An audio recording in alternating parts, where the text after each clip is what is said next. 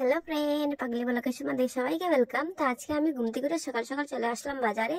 বাজারে এসে দেখো কি সুন্দর শোল মাছ জ্যান্ত। তো আমার প্রচুর পছন্দ হয়েছে, সেজন্য আমি 1 কিলো শোল মাছ কিনে নিয়েছি। দুটো যে শোল মাছ জেন্দা দেখতে পাচ্ছ, সেই লাফাচ্ছে, কুদুক কুদুক কুদুক কুদুক করে লাফাচ্ছে। আমার তো ভয়ও করছে প্রচন্ড, যেহেতু জিন্দা মাছ সেজন্য একটু ভয় লাগে। তো এবার আমি দেখো যে মাছগুলোকে নিচে রেখে দিয়েছি, খুব সুন্দর লাগছে দেখতে। তো আমার সাথে তোমরা ফুল ভিডিওটা দেখতে থাকো।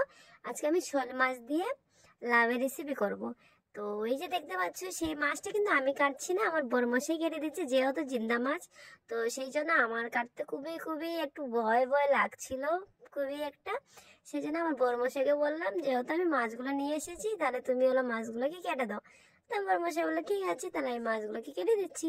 সেজন্য খুব সুন্দরভাবে আমার বড়মশাই মাছগুলোকে ভালোভাবে আস্তে আস্তে সারিয়ে খুব সুন্দরভাবে কান সরাসরি সব ফেলে দিচ্ছে, ফেলে দিয়ে খুব সুন্দরভাবে কেটে নিচ্ছে। আর আমি পাশে বসে আছি, আমি দেখছি, আমার খুবই ভালো লাগছে দেখতে।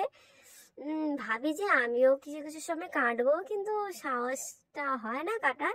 আবার অনেক সময় কেটে নেই, এর থেকে ছোট মাছ থাকলে অবশ্যই কেটে নিতাম, যেহেতু মাছটা একটু বড় ছিল। সেই জন্য আমি কাটার আর সাহস পাইনি।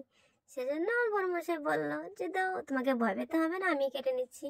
তো দেখতে পাচ্ছ খুব সুন্দরভাবে মাছগুলোকে কাটা হয়ে গেছে।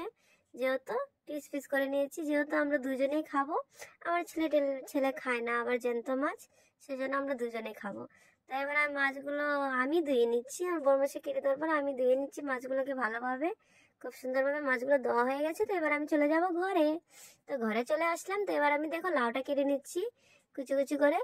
লাউটা কেটে নেব। তো প্রথমে আমি লাউগুলো ছিলকাগুলো খুব সুন্দরভাবে ছিলে নেব, যেভাবে ছিলতে হয় আর কি, সবাই জানো সেটা।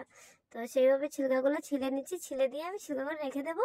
তো লাউটাকে আগে জলের মধ্যে রেখে দিয়েছি, তাহলে লাউটা মানে কাটতে খুবই সুবিধা হবে, মানে আগে ধুয়ে তারপর কাটছি। তো এবার আমি কুচি কুচি করে লাউগুলোকেও একইভাবে কেটে নেব, একই সমানভাবে, যেভাবে ঘন্ট করে সেভাবে কেটে নেব। যেহেতু আমি ঘন্ট করব না, একটু ঝোল করব। তো ফাইনালি আমার লাউ কাটা হয়ে গেছে। তো এবার আমি চলে যাব গ্যাসের দিকে। তো চলে আসলাম গ্যাসের দিকে। তো এবার আমি মাছগুলোকে ভেজে নেব। কড়াইতে আগে তেল দিয়ে রেখেছিলাম, তো সেই জন্য তেলটা গরম হয়ে গেছে।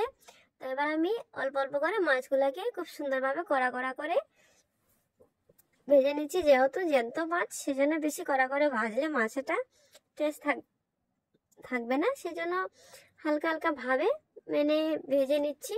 তাহলে ভালো লাগবে। এই লেজাটা দেখো কুকড়া মুকড়া লেগে যাচ্ছে, সেই জন্য আমি হলো বারবার লেজাটাকে উল্টিয়ে টুলটিয়ে দিচ্ছি, তাহলে কুকড়া লাগবে না। তো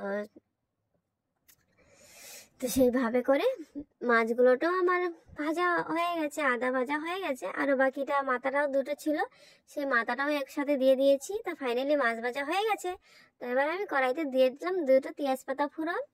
এবার আমি কাঁচা পেঁয়াজ আর লঙ্কা কেটে রেখেছিলাম, সেটাও আমি দিয়ে দিলাম। অল্প জিরা দিয়ে দিলাম, দিয়ে এটাকে অল্প আমি লাল লাল করে ভাজা ভাজা করে নেব। তো এবার আমি লাউগুলোকে ছেড়ে দিচ্ছি, ভাজা হয়ে গেছে।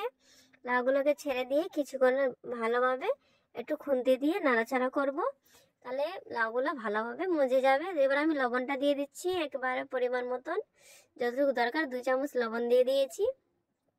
দিয়ে আবারও অল্প নাড়াচাড়া করব। নাড়াচাড়া করার পরে লাউটা অনেকটা মজে যাবে, মজে যাওয়ার পরে তারপর আমি এবার হলুদটা দিয়ে দিচ্ছি। যেহেতু আগে আমি হলুদটা ব্যবহার করিনি, নাহলে লাউটা সিদ্ধ হতে একটু সময় লেগে যাবে, সেই জন্য হলুদটা আমি লাস্টে দিলাম।